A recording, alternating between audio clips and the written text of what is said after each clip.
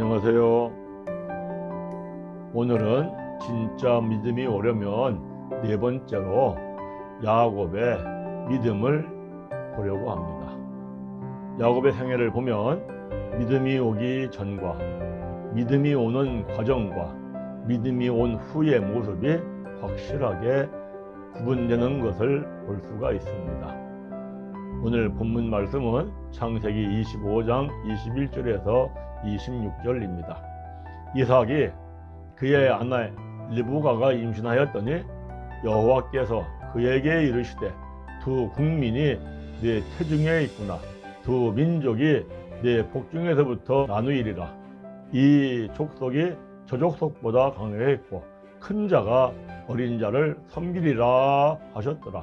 그 해산 기한이 찬즉 태에 쌍둥이가 있었는데 먼저 나온 자는 이름을 에서라 하였고 후에 나온 아우는 손으로 에서의 발꿈치를 잡았으므로 그 이름을 야곱이라 하였으며 리브가가 그들을 낳을 때에 이삭이 60대였더라. 야곱이 아버지 이삭을 속이는 사건으로 자기가 살던 브엘사베를 떠나 하란을 향하여 가던 중 베델에서 하나님을 만납니다. 하나님께서 야곱을 다시 베델로 돌아오시겠다고 말씀합니다. 그 후 하란에 사는 애삼촌 라반의 집에서 20년 동안 야곱이 모성살이를 한 후 다시 베델로 돌아옵니다. 이와 같은 야곱의 생애를 보면 야곱이 태어나서 브엘사바를 떠나기 전까지가 믿음이 오기 전의 상태이고 그 다음 베델을 떠나 다시 베델로 돌아오기까지 20년 동안은 믿음이 오는 과정이고 다시 베델로 돌아온 후가 믿음이 온 후의 삶인 것을 볼 수 있습니다. 첫째, 야곱에게 믿음이 오기 전을 보겠습니다. 이때는 가짜 믿음의 상태입니다. 쌍둥이 중 작은 자로 태어난 야곱은 어머니 리브가가 임신해서 뱃속에 있을 때에 큰 자가 작은 자를 섬기리라. 즉 차자인 야곱이 장자의 축복을 받는다라고 약속하신 하나님의 말씀을 듣고 태어납니다. 그러한 야곱은 차자인데도 장자의 축복을 매우 갈망합니다. 한 번은 야곱이 사냥꾼인 형 에서가 산에 가서 짐승을 잡아가지고 돌아올 때에 배가 고파서 시장하자는 것을 알고 있는 야곱이 형이 돌아올 때쯤 붉은 팥죽을 씁니다. 배가 고프고 심신이 피곤한 형 에서가 동생 야곱에게 팥죽 한 그릇을 달라고 합니다. 그러자 야곱이 형에게 형의 장자권을 내게 팔면 팥죽을 주겠다고 합니다.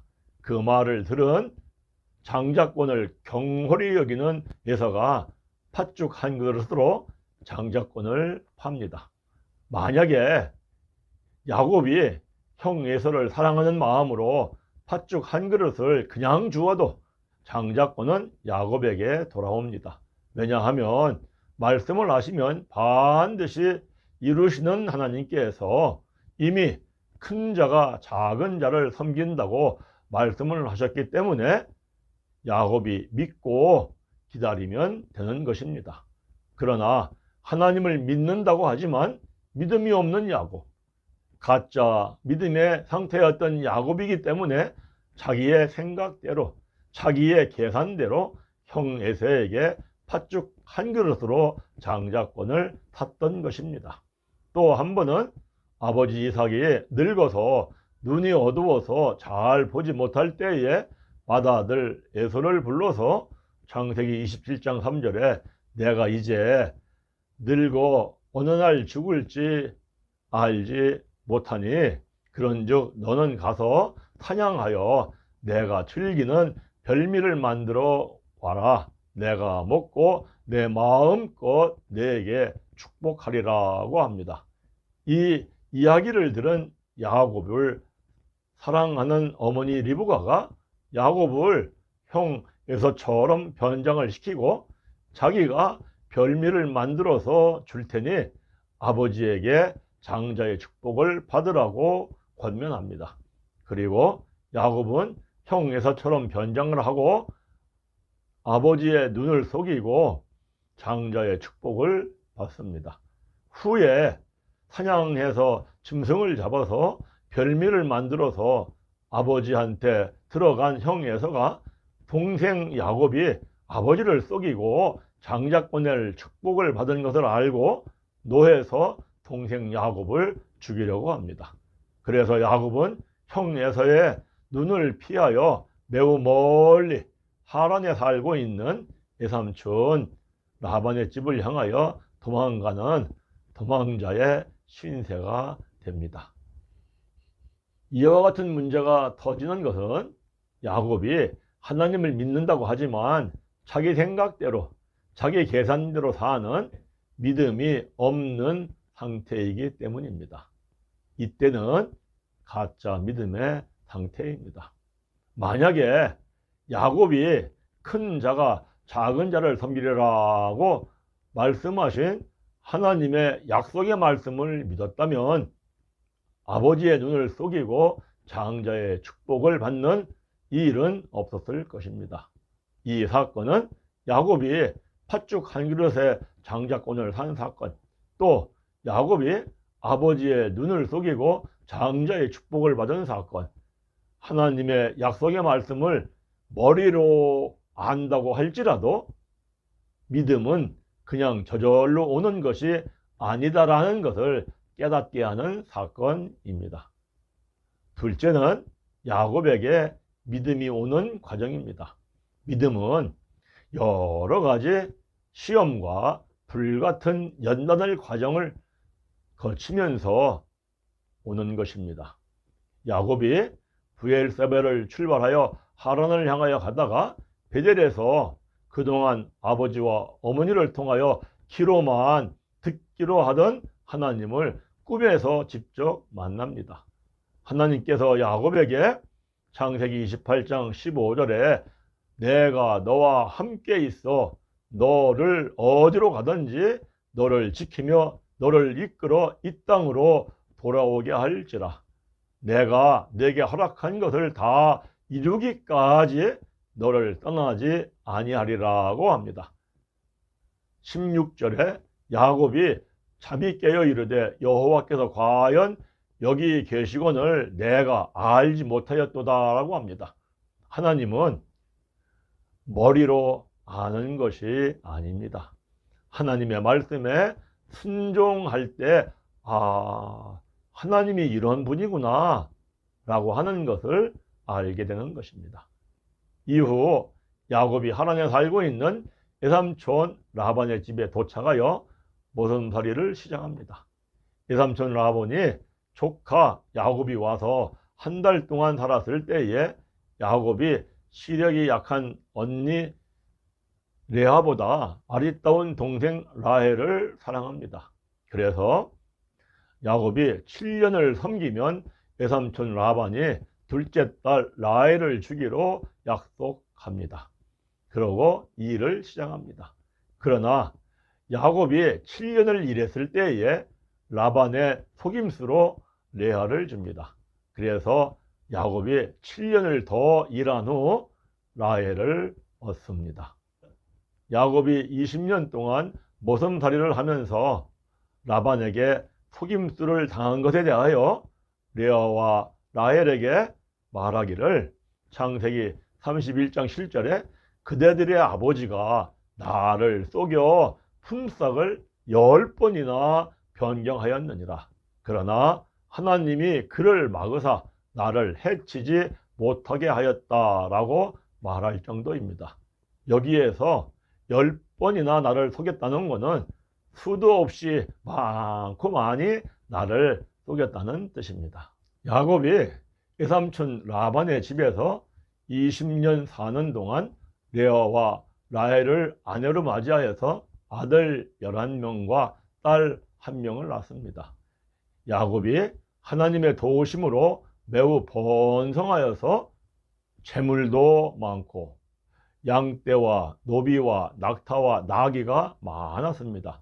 그때에 하나님께서 야곱에게 창세기 31장 13절에 나는 베델의 하나님이라 너는 지금 일어나 이곳을 떠나서 내 출생지로 돌아가라고 합니다. 그래 야곱이 두 아내와 12명의 아들과 딸과 많은 짐승과 노비를 거느리고 하란을 출발합니다. 야곱이 베델로 돌아오는 길에 마하나임에서 전에 자기를 죽이려고 했던 형 에서가 400명을 거느리고 자기를 만나려고 온다는 소식을 듣고 심히 두렵고 답답하여 주님, 내 형의 손에서 에서의 손에서 나를 건져 주시옵소서라고 기도한 후 두 아내와 12명의 아들, 딸과 많은 짐승의 떼를 야복나루를 건네놓고 자기 혼자 야복강가에 남아 있습니다. 바로 그때 그 밤에 창세기 32장 25절에 야곱이 홀로 남아 있을 때에 어떤 사람이 나타나 야곱과 날이 새도록 씨름을 하다가 그 사람이 야곱의 허벅지 관절을 치매 허벅지 관절이 어긋납니다. 그래도 야곱이 그 사람을 붙잡고 축복해 달라고 합니다. 그때에 그 사람이 야곱의 이름을 이스라엘이라고 바꾸어 줍니다. 이것은 너는 이제부터는 하나님의 나라의 백성이 되었으니 너의 옛사람의 생각과 계산을 버리고 하나님의 뜻대로 살라는 뜻입니다. 그리고 야곱이 분이엘을 지날 때에 허벅지 관절이 위골되어 절었다고 합니다. 이거는 야곱이 주님을 만난 흔적입니다. 더불어 하나님의 뜻대로 살라는 흔적이기도 합니다. 그 후 야곱이 하나님의 뜻대로 야복 강가에서 출발하여 베델을 향하여 갑니다. 야곱이 베델로 가던 도중에 숫곳에 이르러 자기의 생각과 자기의 계산으로 자기를 위하여 숫곳에 집을 짓고 가축을 위하여 우릿간을 짓고 또 거기에 살려고 합니다. 그곳 숫곳에서 외동딸 디나가 그 땅에 딸들을 보려고 들여 나갔다가 그 땅의 히족속 중 하몰의 아들 추장 세검에게 강간을 당하는 사건이 일어납니다. 이 사건 후 야곱의 아들들이 세검과 하몰에게 속여 너희들의 모든 남자가 할례를 받으면 디나를 너희에게 주겠다고 합니다. 그래서 그들의 모든 남자가 할례를 받습니다. 그때에 디나의 오빠 시므온과 레위가 각기 칼을 가지고 가서 그 땅에 할례 받은 모든 남자들을 죽이고 디나를 집으로 데리고 오는 사건이 터집니다. 이 엄청난 사건, 만약 야곱이 자기 생각과 자기 계산을 버리고 하나님의 뜻대로 베델로 갔으면 안 일어날 사건입니다. 야곱이 이 사건으로 말미암아 숫자가 적은 자기의 가족이 그 땅의 주민, 즉 가나안 족속과 브리스 족속들이 연합을 하여 쳐들어와서 자기를 죽이고 멸망시킬 것을 심히 두려워합니다. 이때에 창세기 35장 1절에 하나님께서 야곱에게 나타나서 베델로 올라가서 제단을 쌓으라고 하십니다. 그래서 야곱이 자기 집안에 자기와 함께한 모든 자에게 이방 신상을 버리고 자신을 정결하게 하고 자기들의 의복을 바꾸어 입고 베델로 올라가서 제단을 쌓습니다. 그러자 하나님께서 그 사면의 골들로 크게 두려워하게 하셨으므로 야곱의 아들들을 추격하는 자가 없었다고 말씀합니다. 그 이후에 야곱은 베델에 가서 거주합니다. 후 창세기 35장 16절에 그들이 베델에서 길을 떠나 에브랏에 이르기까지 얼마간 거리를 둔 곳에서 라헬이 베냐민을 낳고 죽습니다. 자기가 가장 사랑하고 아낀 아내 라헬을 잃어버리는 사건이 일어납니다. 이와 같은 사건을 통하여 야곱은 하나님께서 말씀하신 대로 철저하게 순종하는 사람으로 변화가 됩니다. 이후 야곱은 절대로 자기 생각과 자기 계산대로 살지 않고 하나님의 말씀하여 순종하여 삽니다. 여기까지가 야곱에게 믿음이 오는 과정입니다. 셋째로 야곱에게 믿음이 온 후입니다.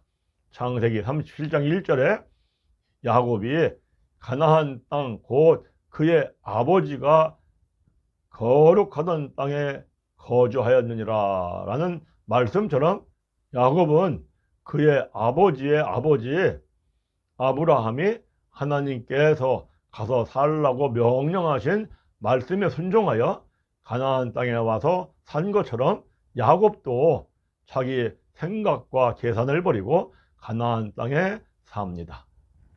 후에 야곱이 12아들 중 가장 사랑했던 막내 아들 요셉이 자신이 보낸 심부름을 갖다가 들짐승에게 먹혀서 죽은 줄을 알고 13년을 지낸 후 어느 날 아들들을 통하여 매우 그리워하던 요셉이 애굽의 총리가 되었다는 것을 알게 됩니다. 더욱이 애굽의 바로왕이 애굽으로 내려오시라고 야곱에게 수레를 보냅니다. 이때 야곱은 사랑하는 아내 라헬에게서 낳은 요셉을 얼마나 보고 싶었겠습니까? 그래서 야곱이 국경선인 브엘사바에까지 와서 애굽으로 내려가는 것을 두려워하며 머뭇거립니다. 혹시 내가 애굽으로 내려가는 게 내 생각대로 내 계산대로 내려가는 게 아닌가 라는 것 때문에 머뭇거리고 두려워했던 것입니다. 그때에 하나님께서 나타나셔서 애굽으로 내려가는 것을 두려워하지 말라. 내가 거기서 너로 큰 민족을 이루게 하리라는 말씀을 듣습니다. 그 말씀을 들었을 때에 내가 애굽으로 내려가는 것이 하나님의 뜻이라는 거구나 라는 하나님의 뜻을 알고 순종하여 애굽으로 내려갑니다. 이스라엘은 자기가 애굽에 내려가는 것이 하나님의 뜻임을 확실하게 확인한 후 애굽으로 내려갑니다. 애굽에 내려간 이스라엘은 하나님의 자녀의 권세와 능력의 권위를 지니고 애굽의 바로왕을 축복하고 그 권위를 지니고 남은 여생을 삽니다. 이것이 믿음을 놓은 후 세상을 넉넉히 이기며 살아가는 삶의 모습입니다. 여러분들에게 이와 같은 은혜가 충만하게 임하시기를 간절히 바랍니다. 부족한 짜투리 목사가 전하는 말씀을 끝까지 시청해 주셔서 감사합니다.